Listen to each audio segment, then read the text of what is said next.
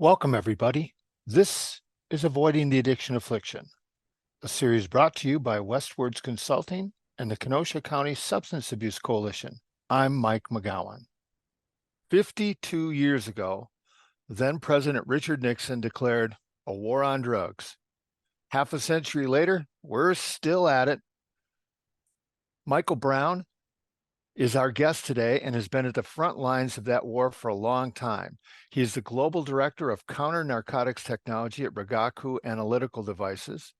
He has a distinguished career spanning more than 32 years as a special agent for the Drug Enforcement Administration. Nobody knows more about this. Today, we talk about stemming the tide of the ongoing opioid epidemic. Welcome, Mr. Brown. And welcome. Thank you. Well, thanks for being with us. Michael, I've been really looking forward to doing this. Recently, we've had guests on from Ohio, Wisconsin, Florida, Colorado, all over the country who have lost their children to fentanyl. I thought it'd be a great place to start by having you explain the supply chain specific to fentanyl. Well, how does it start? Where does it start? And how does it get to all of these remote places in the United States? You know, I think we have to go back to 2012, 2013, when we started to see fentanyl being shipped directly from China to drug traffickers in the United States. And these were domestic drug trafficking groups or individuals who understood how addictive fentanyl was and saw an opportunity to branch into the drug trafficking market. Then by 2017, 2018, we saw a significant amount of fentanyl coming into the country. We started seeing the overdose deaths, and then the United States took action working with China. They were able to regulate fentanyl. At that point, the Chinese stepped in on their side, told distributors in China, you cannot send fentanyl to the United States. And then we saw a huge decrease, right? Because when the Chinese government tells somebody to do something, they generally do it. I mean, China executes roughly 300 people a year for narcotic offenses. So when they make a statement in China, people listen. So then we saw this huge drop in fentanyl distribution and overdose deaths. But then, unbeknownst to us, law enforcement, the Mexican cartels, Sinaloa, CJ&G, the New Jalisco generation, saw an opportunity, being the narcotic businessmen that they are. They're like, hey, this fentanyl thing, we can surpass the heroin market with fentanyl because it's more addictive and we can make more money. But here's the thing, China can't send fentanyl to Mexico. Companies aren't allowed because it's restricted. We'll just get the precursors and use our methamphetamine and heroin clandestine laboratories to produce fentanyl. We already have the infrastructure. We have the know-how. We have the chemists. We have the political connections. We have the ability to import it. So let's do that. Then the Mexicans brought it in, Mexican cartels, and then we just saw this huge explosion of fentanyl coming into the United States. So, you know, in understanding the supply chain, using your phone app, you can get online and you can order these precursors from fentanyl. They're then shipped via international parcel carriers to Mexico, where they're then distributed. And then those parcels are collected, they're opened up, the precursors are taken out, taken to a laboratory, and then they're produced into, you know, millions of fentanyl tablets that are then distributed to every corner in the United States. And I've heard that now we're trying to do something with the Postal Service and FedEx, UPS, and the packages that come in. Well, I mean, exactly. The U.S. Postal Inspections actually did a phenomenal job in 2015 to 2018 by developing an algorithm that could identify suspect parcels being shipped to the United States. For example, if suddenly the algorithm says Mike Brown suddenly is getting 15 parcels from Wuhan, China, of green tea extract, he's never gotten that parcel before, let's open one of those parcels and see what it is. And that green tea parcel was maybe some fentanyl or precursor chemicals. So then the postal office started making those seizures, started making those interdictions, and drove it underground in addition to the restrictions that China had put on it. So now we're back to that position, right? And when you look at critical capabilities in the fentanyl distribution supply chain, the most critical capability for the cartels is their ability to unwittingly use the parcel express companies that you just mentioned, right? Because if you're in Wuhan, China, which is one of the largest distribution points for precursors coming into the United States, an individual walks into UPS or FedEx, drops off a box the size of a shoebox, says it's protein powder or herbal medicine, and UPS ships it with a tracking label. So now the drug trafficker in Mexico can track his package. He can see where it's coming from Wuhan, China. It transits through Alaska, where US Customs does a check, and then from Alaska, it goes on to Mexico to delivery. But now we're talking about that proverbial needle in a haystack, right? Hundreds of thousands of parcels containing fentanyl precursors hidden in a haystack of millions of parcels that move every week. That's interesting because I've seen some of the photos of the warehouse of parcels that come in, and I would have you're right, it is a needle in a haystack. And it seems like the cartels don't really care if they lose a little in the process because there's such a huge profit margin that even if they lose stuff, they still make a ton of money. Well, the general consensus says we're only seizing about 1% of a $500 billion a year global drug industry. So like any business, if you produce widgets, you know you're going to lose 10% or be destroyed in shipping or get lost. So we're going to absorb that cost and we're going to produce more so that loss does not impact our overall production cycle. But when I was in Myanmar, I was the country attaché for DEA in Myanmar, 2017 and 2019. And Myanmar's biggest problem was methamphetamine production, which is being fed by the precursors coming in from China. So I instituted a program with the local law enforcement using what's called Raman spectroscopy. It's a handheld laser that the customs officers could then use to inspect mislabeled chemicals.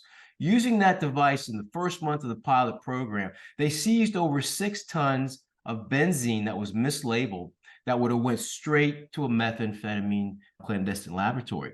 So it's a matter of understanding the transportation and clandestine movement of these precursors, using the right technology, and then impacting that. So for the cartels, my point being, for the cartels in Myanmar, that seizure of precursor chemicals represented a greater threat than the seizure of, say, 10,000 kilograms of produced methamphetamine, because now you're taking the raw materials to make the product. We can lose product. We can't lose the precursor chemicals. That's critical to every drug trafficking operation. So that if we're waiting until it comes from Mexico across the border, they're already happy because they've made it at that point. Well, right. At that point, the critical capability of the cartel is to get that parcel from Wuhan, China, to the clandestine laboratory in quantity, right? Hundreds of thousands of parcels, maybe maritime containerized shipments are coming in as well, which is how the precursor chemicals for methamphetamine are shipped, right? In clandestine, mislabeled cargo shipments. So once they get over that, once they get past that checkpoint, nobody's hitting the laboratories in Mexico. Their laboratories are everywhere. And we're even seeing laboratories, clandestine fentanyl laboratories pop up in America as drug traffickers begin to see the enormous profitability. So, if it's not going to get hit at the precursor chemical stage where the parcels are coming in, if it's not going to get hit at the laboratories, then all they have to do is smuggle it across the border. And the cartels have 50 years of experience, subject matter expert transporters moving tons of narcotics across that US-Mexican border. Again, using hundreds of vehicles, thousands of vehicles that come into the United States every day that are outfitted to carry concealed fentanyl, methamphetamine, heroin, cargo shipments, maritime, air, and human traffickers coming across the border. Do we have an idea of the percentages for that, Michael? Like what comes in via legal ports of entry versus smuggled in? Well, certainly you can look at Customs and Border Protection. Their seizure rates are enormous, especially about 2 years ago when we saw a phenomenal amount of fentanyl being seized coming across the border. It seemed like every day we were seizing, the largest seizure ever. Yeah. Right. Yeah. It was just a repeating cycle or a repeating title in the news. CBP seizes, X million pills. Then DEA in Chicago seizes X millions of pills. The problem is we don't know how much is being produced. So we really can't say, are these seizures really relevant? But then when we look at the overdose rate and the distribution continues to increase, we can say, yeah, we're only seizing less than 1%. And I saw that working in, Bolivia. I saw it working in Afghanistan and Pakistan. The production cycle is just 100% industrial at this point. Well, and it's not just coming across as fentanyl, right? They're making it into counterfeit drugs. But we had a guest on, Michael Murphy, whose daughter Lizzie passed away. She took what looked like a Xanax. Exactly. Logan Rockwell from Wisconsin took what looked like a Percocet. And so they're making this stuff to look like chemicals that people might already be taking. Yeah, and here's I don't like using the word genius, but when you look at the business model of the cartels saw a new marketing paradigm, right? There's a whole lot of folks out there who don't use narcotics, cocaine, heroin, methamphetamine. They're not substance users, but they do use Adderall, they do use Right. Percocets, they do use painkillers. And the cartels saw from the opioid crisis with Purdue Pharma how potent Oxycontin was. They're like, we want to get that market. We want to get that pill market. So let's start producing pills of fentanyl that look like Oxycontin, that look like Percocets. Let's hit that paradigm and let's grab those folks. Because once they start taking that Adderall and they survive and it's actually fentanyl, now they're going to be fentanyl addicts. So they created a new paradigm of drug trafficking and managed to increase drug distribution to a group of folks who normally would never use narcotics. And like we saw with Oxycontin, when that got cut off, people turned to heroin in West Virginia. And then when the heroin got cut off, they turned to the fentanyl, right? So now folks who were taking pills to address back pain, are now actively searching for fentanyl because they're full-time addicted. Well, and we've had guests on from California, and they've told us, Michael, that forget heroin. They're not even asking for that anymore. It's all fentanyl. Yeah, and that was the business model of the cartels, to slowly integrate a new substance to replace an old substance.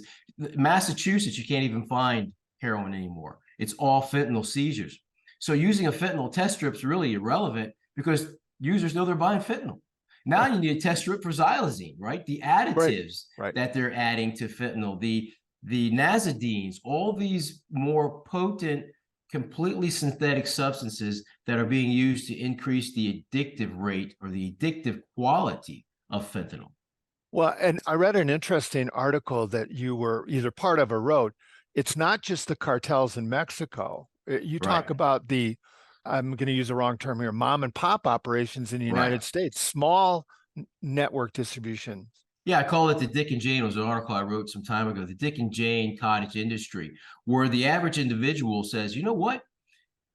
When I look at drug trafficking in the past, right, you had to go into notorious areas and deal with very bad people, and you had to take possession of drugs. Say, for example, go buy a kilo of heroin. Then you had to know how to break it down, how to cut it, how to sell it, how to distribute it. And maybe you get killed, right? I'm not going to do that. But now I can roll out of bed at 9 o'clock, get my coffee, get on the internet. I can order xylazine. I can order the precursors for fentanyl, have it shipped to my house. I can go online and figure out how to make it. And I never have to leave my house. And I can resell it from my house using one of the apps on my phone that we're hearing a lot about. So now, I mean, there was a woman in, I think it was San Jose, California. She was an executive assistant for a police department, white female, 51. She had been ordering pills and drugs from 12 different countries for almost 13 years, having it delivered to the police station where she felt so comfortable, and then reselling it on the internet. That is the perfect example of the cottage industry drug trafficker seeing a huge opportunity in the internet phase of online shopping. And That's the new threat. yeah, and they're using social media to get people to run it all over the country.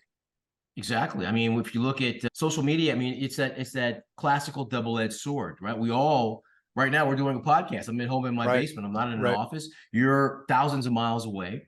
So now if I want to use that medium to sell, whatever, fentanyl, precursor chemicals, methamphetamine, You go back to the mid 90s when you had the Silk Road investigation DEA did. That trafficker was the first individual who said, I can reach millions of people through the internet and never leave my house.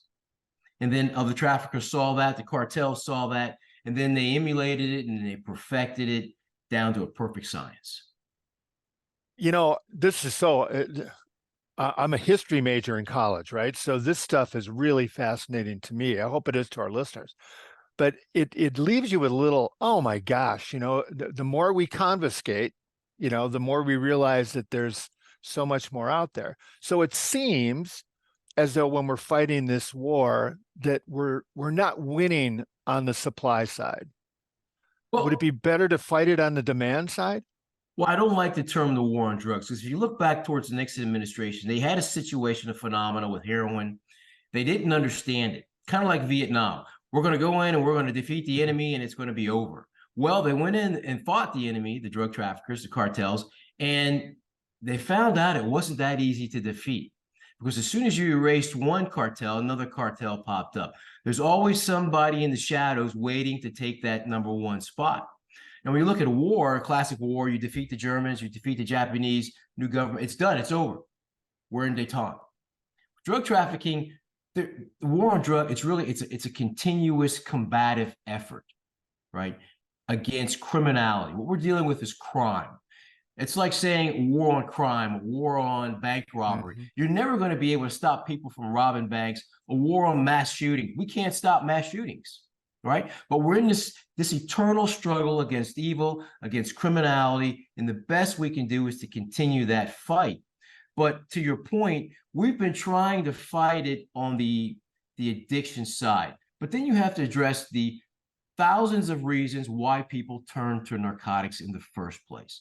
Depression, post-traumatic stress, bad upbringings, had a bad day at work. They were an alcoholic, then they turned to narcotics. Who knows the reasons, right? It's like, again, trying to predict who's going to be a mass shooter. That great kid who was doing great in school had a bad day and he went and shot 30 of his classmates. How do we predict, right? What's the predictive analysis model? And when we're looking at narcotics, in my opinion, it's going to be impossible to solely concentrate on the harm reduction side of this equation. I've always telling people the drug conflict has surpassed the ability of U.S. law enforcement to successfully mitigate. It is now at the executive branch level because it's going to require bilateral cooperation with the Chinese, bilateral cooperation with the Mexican government to go after these companies. The Chinese government knows every company that's producing fentanyl, in my opinion, or fentanyl precursors and who's shipping it. This is a government that monitors the phones of billions of people every day. They know everything happening in China. So just like with fentanyl, I think the Chinese government, the PRC, could go in tomorrow, snap their fingers, and that problem would disappear.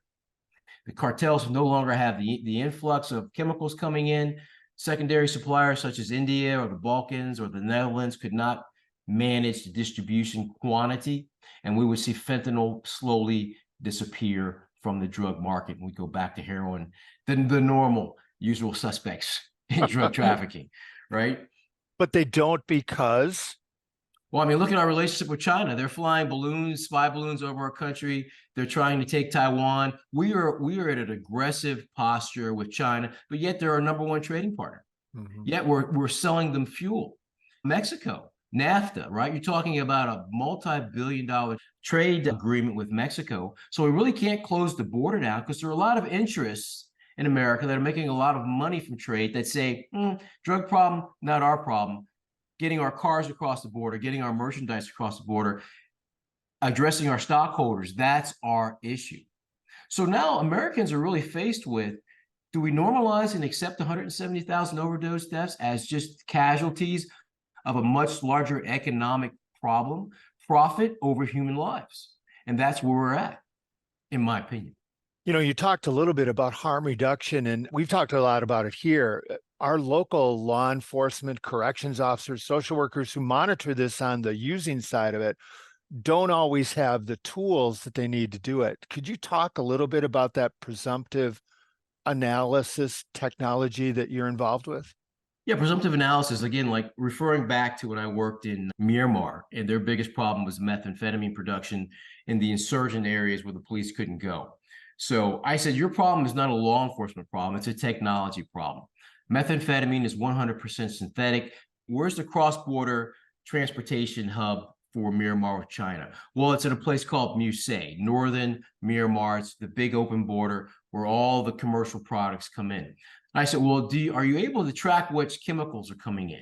He says, yeah, we can track which chemicals are coming in. But number one, our customs guys, they don't read Mandarin. They don't speak Mandarin. So they're just waving trucks across the border because we don't want the backlog. Our boss calls and says, hey, you're holding up traffic. Let's get it moving. So I said, well, let's look at some technology. So I did this huge search and I found a company called Rigaku. They make what's called a CQL analyzer. It's basically a handheld device that using a laser, the laser disrupts the molecules of a substance, allowing the program to read and understand what that substance is, right? So have you ever seen like a glass break when a certain frequency hits it? Yes. Right? That's the frequency disrupting the molecule structure of the glass, causing it to break. So using that same concept, Rigaku designed a laser that you could shoot into, let's say, a clear glass of benzene. And the laser will disrupt those molecules so they start to vibrate, and that creates a signature which the computer programming can then read and say, this is not hydrogen peroxide, this is benzene, and it can be used to make methamphetamine. So you have this big warning light. So basically, I took all the thinking out of drug inspection and gave the police technology. And within, like I said, 6 months of using that, they were making record seizures that they had never made before. And just to highlight how critical damaging this was to the cartels actually raided one of the checkpoints and killed the police officer just to destroy that one handheld ramen. Then we all sat back and said, aha. It's working. It's working. This is the key.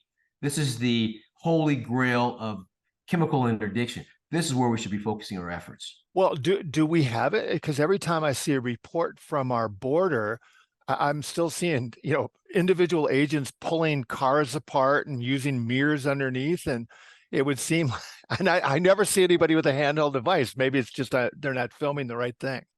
Well, at that point, fentanyl's already been produced and pressed into pills or powder, and it's put in vehicles, and it's coming across the border.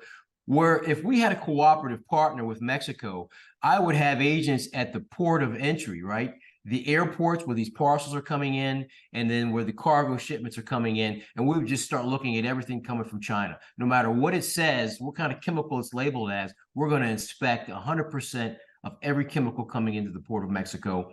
So much to the point with the cartels, it's too much. It's going to shut down the trafficking of those precursor chemicals, right? If you're in Peru, if you're in Colombia, you're going to be at the ports looking for acetic anhydride, the primary precursor for cocaine production, right? If you look back, I mean, Colombia is producing hundreds of millions of metric tons of cocaine. They need acetic anhydride. Primarily, it's all coming from China, and it's being shipped maritime, right? So if I was in charge of DEA, I would hire a whole bunch of analysts who understand shipping manifests, get that information, create, using AI, create a code or program that can help me sort through the metadata of shipping information and say, okay, these shipments look suspect.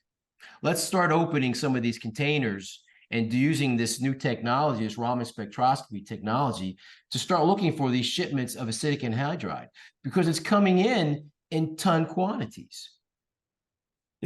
You're talking about now the giveaway question or the walk-off question for you was going to be what works? What should we be doing? But more specifically, what should we just stop doing? Well, I think it's not stop doing. What we're doing is we're doing investigations. We're making drug seizures. We're taking fentanyl off the street. But what's missing on that equation is an emphasis on the precursor chemical trafficking capability, right? We know how these parcels are moving from China to Mexico with fentanyl precursors. We need a full court press working with the private industry carriers to figure out a way to develop AI technology to create an algorithm that can sort through all that data, right? We take all that shipping data from those companies and we run it through this, an IA program that can help us figure out what just doesn't look right. Suddenly, I mean, if you look at one carrier, I bet you would see that their parcel shipments have increased dramatically over the last 5 years. What's causing that increase? And suddenly all these parcels coming from certain parts of China, where all these precursor chemical factories are, right? Again, the example I use, if Mike Brown starts getting all these parcels and he never got them before, and they're protein powders or they're pool cleaners or they're biomedicines, something doesn't make sense, right? With our technology on tracking shipments, right? These companies can track millions of parcels moving across the world globally on a daily basis with incredible accuracy. I would put more emphasis on the analytical aspect and targeting the modes of transportation and break that module. We don't have to seize every package. We just got to disrupt it 60%. 60% disruption in the fentanyl precursor would have dramatic effects on their ability to produce and maintain the high levels of production and distribution. Reduce the production and distribution, you reduce the addictive rate by limiting the amount or reducing the amount of finished product that hits the street. You optimistic? No, I'm not optimistic. I don't see our government making that move. I see, we've got a lot of, when I was working with State Department, we'd have these meetings and they say, Mike, there's just bigger issues right now. We've got Iran, we've got North Korea, we've got China. There's a bigger threat continuum right now. So narcotics is down 5, 6, 7, 8 on the list, right? It's just not as a serious threat as, say, the war in Ukraine, Russian expansion, Chinese expansion into the South China Sea, right? Iran's piracy in the Gulf of Oman, terrorist organizations, Al-Qaeda. There's a lot of real threats out there against America. The cartels are just one on a list of many. So now it's a pecking order. What are the most critical threats? We have to address those with limited resources. But it's going to take the American people to stand up and say, you know what? It's our sons and daughters who are dying. Yeah. We pay our taxes. We have a right to protection. We have a right to security. We need something done more on the fentanyl precursor supply chain. Bilateral relationships with China and Mexico have to be fixed so this problem can be addressed. Excellent. That's a great takeaway. Michael, I really appreciate you being with us today. This has been so interesting and informative. Thank you for your work. Thank you for your career. Thank you for your ongoing career. You could have retired, for crying out loud. DEA, there's a saying, DEA agents don't retire, they just transition to another job. Yeah, like a lot of us, right? Right. But thanks for the platform. This is an important message. People have to understand the real, the grassroots information on fentanyl, the precursor chemicals, because this is just not the type of information you read in a paper.